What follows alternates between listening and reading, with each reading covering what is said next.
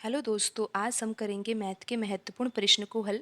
आइए शुरू करते हैं प्रश्न को हल करना। प्रश्न में दिया है कि कोई कार किसी विशेष गति से 5 घंटे में 100 किलोमीटर चलती है और एक दूसरी कार है, वो उसी गति पर एक विशेष स्थान पर 3 घंटे में पहुंचती है। दूरी ज्ञात कीजिए। तो यहाँ पर प्रश्न में दिया है कि एक कार है जो कि 100 किलोमीटर की दूरी कितने समय में तय कर रही है? 5 घंटे में तय कर रही है। तो यहाँ पर सबसे पहले तो हम यही पता लगा लेते हैं कि चाल कितनी होगी। तो चाल बराबर होता है दूरी बट्टा समय। आपको ये फॉर्मूला पता होगा कि चाल बराबर होता है दूरी बट्टा समय।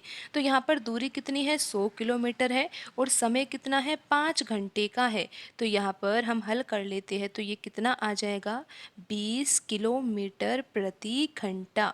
किलोमीटर क्यों लिखा है? क्योंकि दूरी किलोमीटर में है और घंटा इसलिए लिखा है क्योंकि समय यहाँ पर घंटे में दिया हुआ है। तो चाल कितनी हो जाएगी? 20 किलोमीटर प्रति घंटा। तो अब आगे प्रश्न में ये दिया हुआ है कि एक दूसरी कार है। यहाँ पर एक अलग कार के बारे में बात हो रही थी, ये एक दूसरी कार है जो उसी गति पर, यानी कि जितनी गति पर ये पहली कार चल रही थी उसी गति पर दूसरी कार भी चल रही है। और ये पूछा गया है कि ये दूसरी कार उसी गति से यानी कि 20 किलोमीटर प्रति घंटा की स्पीड से 3 घंटे में किसी विशेष स्थान पर पहुंचती है, तो 3 घंटे में ये कितनी दूरी तय करती है। तो आपको ये प्रश्न समझ में आ गया होगा कि यहाँ पर दो कारों के बारे में बात हो रही है।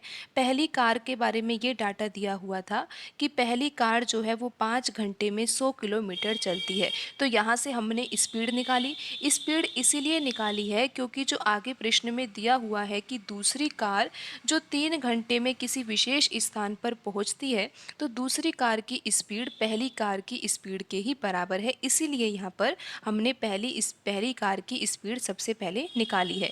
तो यहाँ पर अब हम ये पता लगा लेते हैं कि दूसरी कार के द्वारा 3 घंटे में कितनी दूरी तय की गई है और यही आंसर होगा। तो दूरी बराबर क्या होता है? चाल गुणा समय होता है।